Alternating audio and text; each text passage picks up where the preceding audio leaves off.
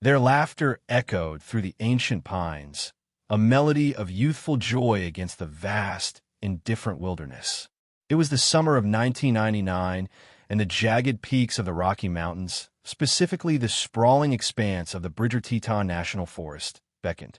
Holly and David, a vibrant young couple, brimmed with the kind of boundless optimism that only those on the cusp of a beautiful future possess. Holly, radiant with the promise of new life, was 6 months pregnant, and the expedition was meant to be a final, serene escape before the joyful chaos of parenthood consumed their lives. They had carefully planned their route, a familiar trail leading to a secluded campsite near the Swift Creek drainage, a place they'd often visited, drawn by its pristine beauty and the tranquil whisper of the wind through the lodgepole pines. They were experienced outdoors enthusiasts, not reckless adventurers. They knew the mountains, respected their power, and prepared meticulously. Their vehicle, a sturdy, well-maintained Ford F-150, was packed with all the essentials: a robust tent, enough provisions for a week, first aid supplies, and their beloved golden retriever, Buster, whose wagging tail was a constant, furry testament to their shared happiness. The final call home, a brief check-in with Holly's mother, was filled with reassurances and eager anticipation. "We'll call you when we get back," Holly promised, her voice light and full of life. It was a promise that would haunt her mother for years to come. The initial days of their trip unfolded as expected, a perfect symphony of nature's grandeur and their quiet contentment. They hiked, fished in the crystal-clear streams, and spent evenings huddled by a crackling campfire, sharing dreams of their unborn child. Buster, ever vigilant, explored the surrounding woods with an almost human curiosity, returning to their tent each night, a loyal guardian. The forest in its summer prime was a tapestry of emerald green and sapphire blue under the expansive sky, the air crisp and clean, carrying the scent of pine needles and damp earth. They were utterly alone, yet never felt isolated, finding solace in the profound silence broken only by the chirping of crickets and the distant hoot of an owl. This was their sanctuary, a fleeting moment of peace before their lives irrevocably changed. Then the call stopped. The promised check-in never came.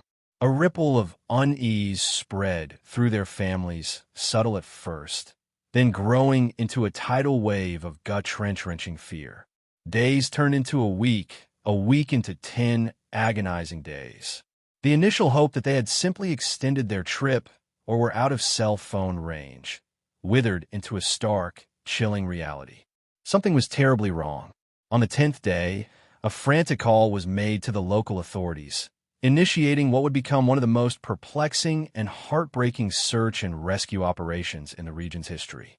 The search began with a focused intensity, radiating outwards from their last known location. Local sheriff's deputies, forest rangers, and a small army of dedicated volunteers descended upon the Bridger-Teton National Forest. Helicopters, their rotors beating a solemn rhythm against the mountain air, crisscrossed the vast wilderness, their powerful eyes scanning the dense canopy for any sign of the missing couple or their vehicle. Ground teams, comprising seasoned trackers and experienced mountaineers, meticulously scoured every trail, every ravine, every hidden crevice, their footsteps echoing through the silent woods. The scale of the operation was immense, a testament to the community's unwavering hope and the family's desperate pleas. The F-150 was eventually located, parked precisely where it should have been, at the trailhead leading to their intended campsite. It was locked, undisturbed, a silent sentinel in the unyielding wilderness. All their camping gear, neatly packed, remained inside, confirming their intention to hike into the backcountry. There was no sign of a struggle, no indication of a forced entry, nothing to suggest anything amiss at the vehicle itself. The discovery, while confirming their presence in the area, only deepened the mystery. If they had hiked in, where are they now? Why had they not returned to their truck? The forest, once a symbol of their cherished freedom, had become a labyrinth of unanswered questions. A meticulous forensic examination of the truck yielded nothing. No fingerprints other than their own, no stray hairs, No foreign fibers, no trace of anything out of the ordinary. It was as if they had simply stepped out of the vehicle and vanished into thin air. The initial theories leaned towards a hiking accident, a fall, an unexpected encounter with wildlife, or perhaps a sudden illness. The mountains, beautiful as they were unforgiving. But as days bled into weeks and the search intensified, covering hundreds of square miles, not a single trace of Holly, David, or Buster was found. No discarded candy wrappers, no footprint, no broken branch, no tattered piece of clothing. It was as if the earth had swallowed them whole. The wilderness, usually so eager to reveal its secrets, remained stubbornly silent, holding its breath against the growing dread. The families, clinging to a fragile hope, offered substantial rewards, plastered missing posters across the state, and pleaded with anyone who might have seen them to come forward. But the vastness of the forest offered no easy answers, only an ever-deepening silence.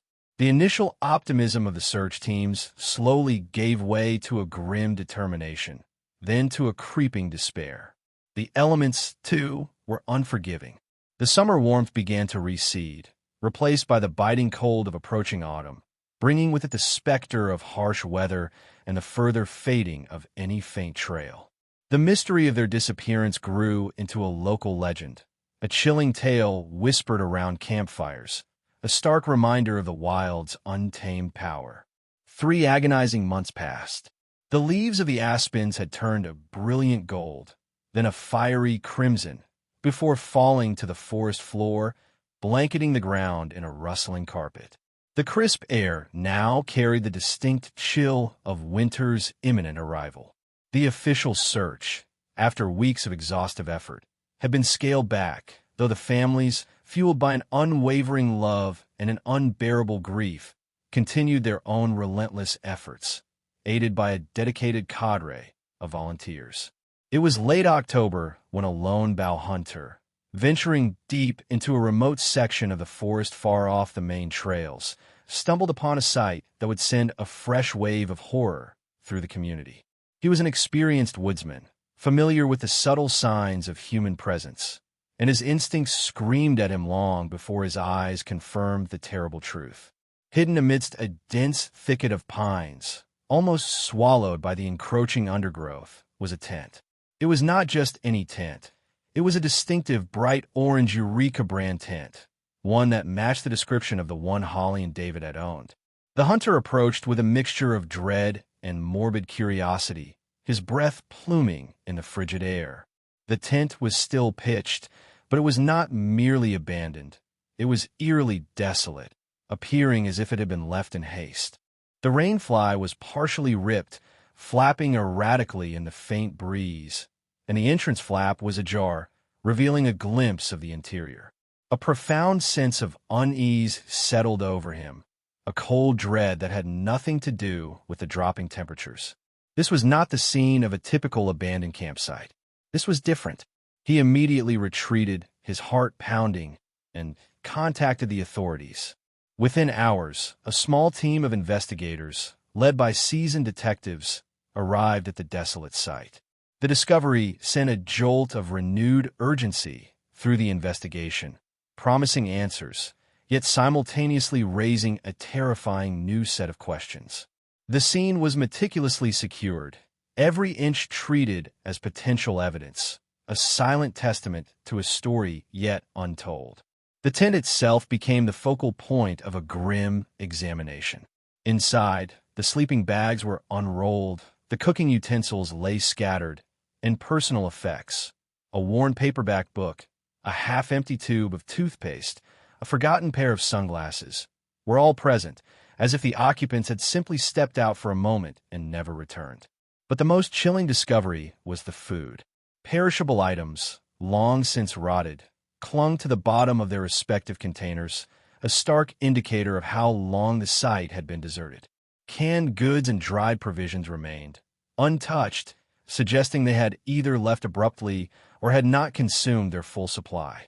There were no signs of animal scavenging, no claw marks on the cooler, no scattered debris, an unusual detail in a wilderness setting. Everything was just as it had been left, preserved by the cold, dry air of the high altitude, a morbid time capsule. The investigators, their faces grim, noted the almost pristine condition of the campsite itself, aside from the age of the abandoned items. There were no signs of a struggle, no overturned gear, no blood, no obvious violence. Yet, the absence of the couple and their dog, Buster, was a deafening silence.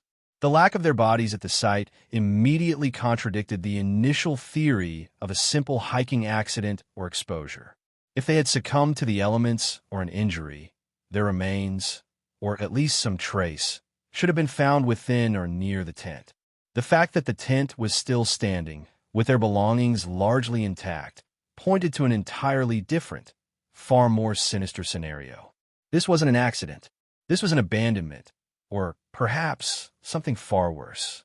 The meticulous search of the surrounding area, now focusing on a much smaller radius around the tent, began to yield a trickle of disturbing new evidence.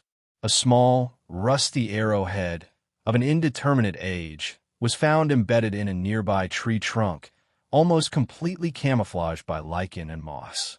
Its presence was unusual, but, at first, dismissed as a relic from a past hunting expedition or an ancient Native American artifact. However, its proximity to the tent was duly noted and photographed. Further away, perhaps 100 yards from the campsite, a piece of tangled fishing line, with a distinctive lure still attached, snagged on a low-hanging branch. It was common fishing gear, but again, its location and the context of the missing couple made it significant. These were small pieces of a much larger, darker puzzle, each one adding to the unsettling narrative. The most crucial discovery, however, was made not by the ground teams, but by a forensics expert sifting through the layers of pine needles and damp earth at the edge of the campsite. It was a single, silver pendant, intricately carved with the initials HD, Holly and David. It was a gift Holly had always worn, a cherished symbol of their love and commitment. Its presence here, discarded or dropped, was a chilling confirmation that they had indeed been at this exact spot. But why was it here without them? And why had it gone unnoticed during the initial, extensive searches?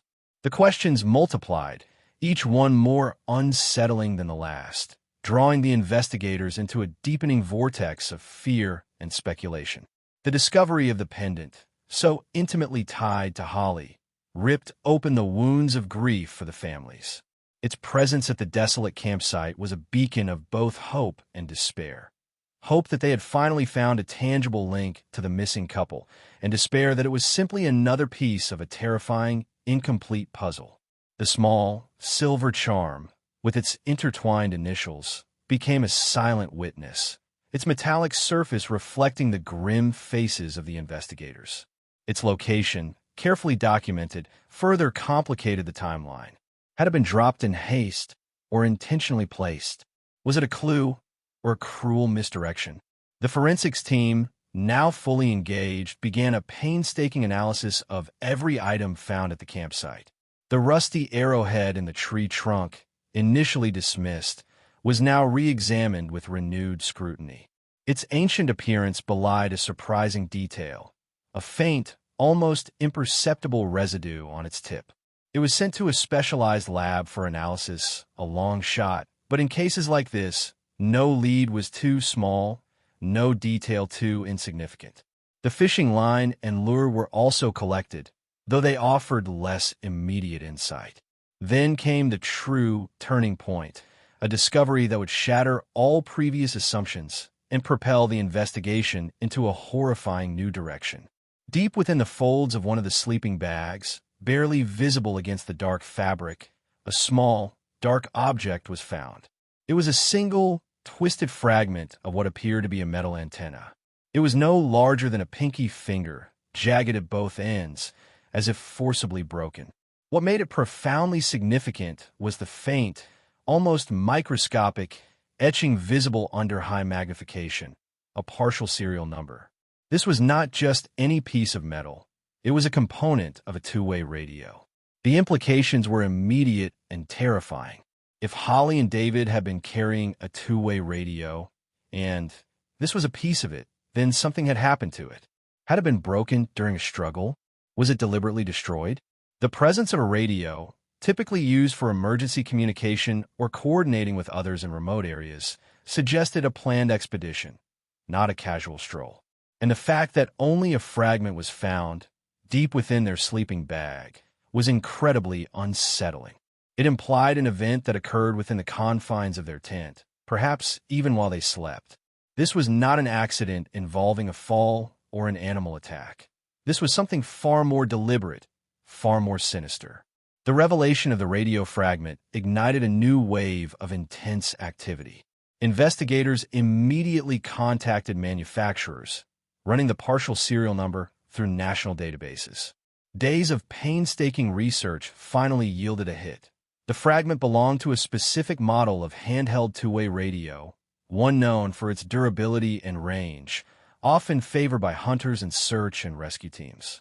More critically, the database indicated that several radios of that model had been reported stolen from a local sporting goods store just weeks before Holly and David's disappearance. The pieces of the puzzle began to click into place, forming a picture far darker than anyone had imagined. The stolen radios suggested a premeditated act, a criminal element now interwoven with the mystery of their vanishing. This was no longer just a missing persons case. It was a criminal investigation, fraught with chilling possibilities. The possibility of an encounter with poachers, drug traffickers, or a reclusive, violent individual now loomed large, casting a long, dark shadow over the pristine wilderness. The serenity of the mountains had been brutally violated. The small, rusty arrowhead was also now generating significant interest. Initial lab results, though incomplete, indicated the faint residue on its tip was not rust or a natural mineral, but a trace amount of an unknown organic substance. Further, more advanced testing was initiated, focusing on DNA analysis. The prospect of ancient DNA from an arrowhead seemed remote, but the investigators, driven by the newfound understanding that this was a criminal act, left no stone unturned. The thought that the couple might have encountered someone carrying such a primitive weapon in the late 20th century was both bizarre and deeply unsettling. Was it a trophy, a warning, or something far more primal and terrifying? The initial theories of a simple hiking accident were now completely debunked. The evidence at the tent, combined with the radio fragment, pointed unequivocally to a violent abduction or murder. The absence of bodies, despite the comprehensive search, indicated a deliberate effort to conceal the crime. The forest, once a vast expanse of natural beauty, now felt like an accomplice, a silent witness to a heinous act, its towering trees holding their secrets close.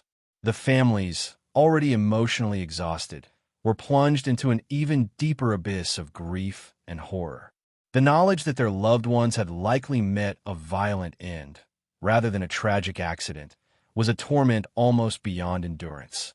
Their hope, once a flickering flame, was now reduced to embers of ashes, replaced by a desperate longing for justice. The investigation, no longer a search and rescue operation, became a relentless hunt for a killer or killers who had used the wilderness as their unforgiving stage. The chilling silence of the Bridger-Teton National Forest now carried a far more sinister meaning, a silent scream frozen in time.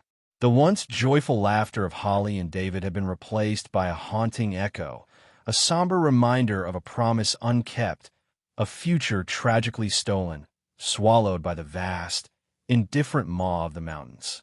The DNA analysis on the ancient arrowhead, a long shot in a case already overflowing with inexplicable details, returned with a startling and profoundly disturbing result. The trace organic residue, initially thought to be negligible, contained a genetic signature.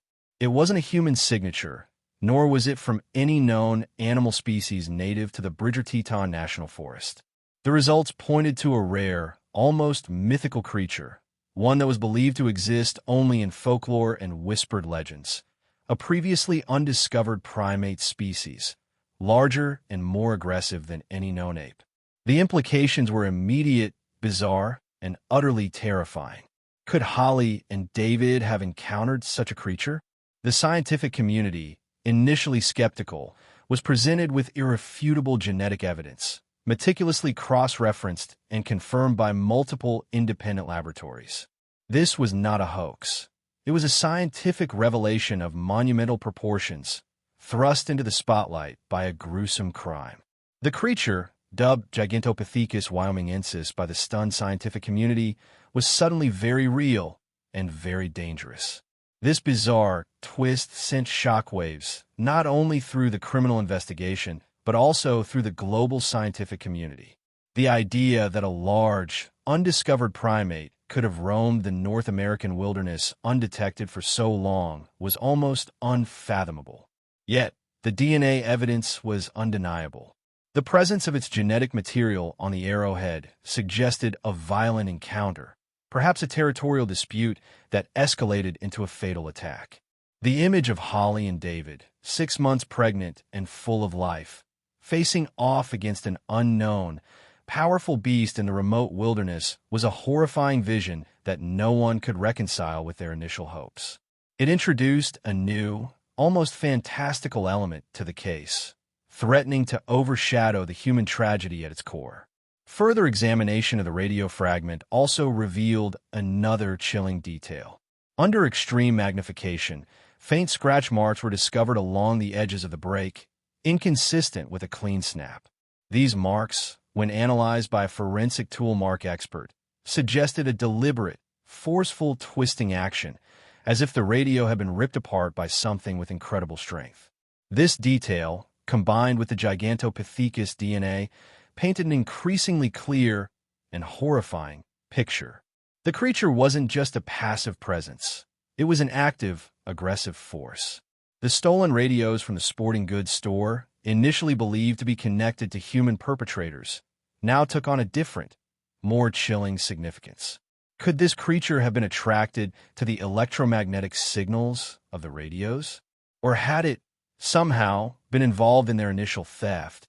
A scenario so far-fetched it bordered on the absurd, yet the evidence now demanded consideration. The local authorities, grappling with the unprecedented nature of this revelation, reached out to cryptozoologists, primatologists, and wildlife experts, creating a task force unlike any ever assembled. The hunt for human perpetrators was still ongoing, but now a parallel, far more enigmatic search began: the hunt for Gigantopithecus wyomingensis. It was a search fraught with peril, venturing into the realm of the unknown. The detailed analysis of the campsite itself, revisiting every single piece of evidence, also yielded new insights. The undisturbed nature of the tent, the neatly arranged belongings, the lack of struggle.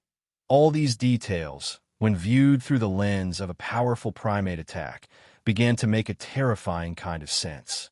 If the creature was intelligent, or at least cunning, it might have approached silently, perhaps even observed the couple before making its move. The attack might have been swift, overwhelming, leaving no time for a struggle, no opportunity to defend themselves.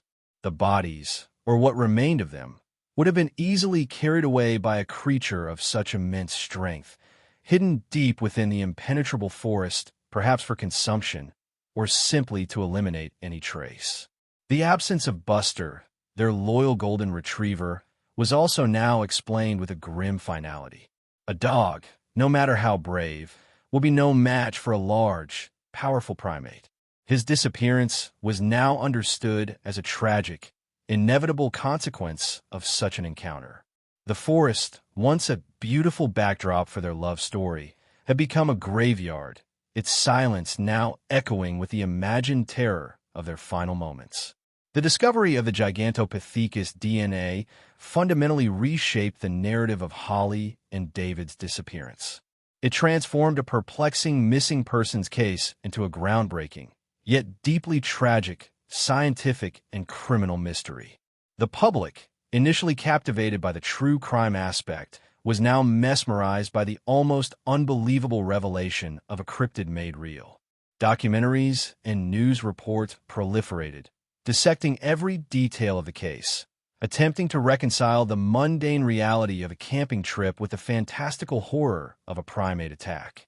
The families, however, found little solace in the scientific breakthroughs. Their grief remained raw, exacerbated by the bizarre nature of their loved one's presumed fate.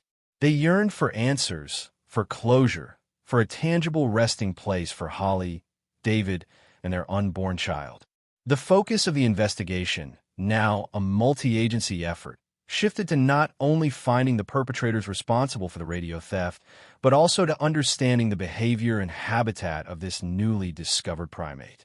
Motion-activated cameras were deployed throughout the Bridger-Teton National Forest, silently watching, waiting to capture a glimpse of the elusive beast. DNA samples were collected from various animals and plants in the region, hoping to find more traces of its presence, to map its movements and its hunting grounds. The wilderness, once a symbol of adventure and natural beauty, was now perceived as a place of immense, hidden danger, a stark reminder of humanity's fragile place in an untamed world. The mystery of Holly and David's vanished lives had finally been given a name, a scientific classification, but the pain of their absence and the horrifying circumstances of their end remained as vast and as unyielding as the mountains themselves. The laughter that once echoed through the ancient pines had been silenced forever, replaced by the chilling whisper of a secret finally revealed, a secret guarded by the very wilderness they had loved so deeply. The revelation of Gigantopithecus wyomingensis as a potential factor in Holly and David's disappearance sparked a scientific frenzy, yet for the investigators, the unsettling human element persisted. While the primate DNA offered a chilling explanation for the sheer power involved in the radio's destruction and the complete absence of bodies, it didn't fully account for every anomaly. The stolen radios from a sporting goods store, for instance, still pointed to human intervention. Could there be a connection, a more intricate web than initially perceived? The local task force, now a unique amalgamation of law enforcement, primatologists, and wildlife experts, faced the daunting challenge of pursuing both an enigmatic beast and elusive human criminals simultaneously. The forest, once a silent backdrop, had transformed into a complex crime scene where the lines between natural predators and human malice blurred. The sheer impossibility of the scenario made every new piece of evidence a subject of intense debate and rigorous scrutiny. The analysis of the fishing line and lure, initially dismissed as minor details, was revisited. Forensics now determined that the specific knots used on the line were highly unusual, almost archaic, inconsistent with modern fishing techniques. Furthermore, the lure itself, while appearing ordinary, bore microscopic traces of a unique, almost artisanal metal alloy, not commonly found in mass-produced fishing equipment. These details, though subtle, pushed the investigation back toward the human hand, a person with a distinctive skill set and access to bespoke materials. The juxtaposition of the ancient arrowhead, the unique fishing gear, and the stolen modern radios created a perplexing narrative. Was there an individual, or a group, living off the grid, perhaps in a survivalist or reclusive community, who possessed an unusual blend of traditional skills and access to modern contraband? This theory, while speculative, provided a much-needed link between the seemingly disparate pieces of evidence. It suggested a human perpetrator or perpetrators who might have encountered the Gigantopithecus, perhaps even exploited its presence. The deployment of motion-activated cameras throughout the vast forest began to yield tantalizing, albeit inconclusive, results. Blurred images of large, dark forms moving swiftly through the dense undergrowth provided tantalizing glimpses of the elusive Gigantopithecus, confirming its existence beyond DNA. These images, however, also captured occasional human figures, often heavily camouflaged, moving with an almost animalistic stealth. These individuals, always alone, always seemingly aware of their surroundings, seemed to avoid detection, appearing and disappearing with unsettling ease. They were never close enough for identification, their faces obscured, their movements ghost-like. Were these the poachers? The perpetrators of the radio theft? Or simply other reclusive individuals inhabiting the vast wilderness? The lack of clear images of these individuals, despite the sophisticated camera network, only deepened the mystery, adding another layer of human intrigue to the already complex natural threat. The investigation further focused on the local communities surrounding the Bridger-Teton National Forest. While the area was sparsely populated, it was known for its pockets of individuals living self-sufficiently, sometimes entirely off the grid. Local law enforcement began a discreet inquiry into these communities, seeking any information, any rumors, any knowledge of unusual individuals or activities that might shed light on the case. The task was delicate, navigating the fierce independence and natural suspicion of those who chose to live outside conventional society. What they discovered was a hushed history of local legends, stories of wild men or forest people who lived deep within the mountains, occasionally interacting with the outside world, but more often remaining unseen. These stories, once dismissed as local folklore, now took on a chilling new significance. Could one of these wild men be connected to the unique fishing gear and the ancient arrowhead? Could they have somehow interacted with the Gigantopithecus, perhaps even attracting it to the area where Holly and David were camping? The possibility that human and primal forces had somehow converged in that remote clearing was a terrifying proposition. The chilling connection between the stolen radios and the Gigantopithecus also began to solidify.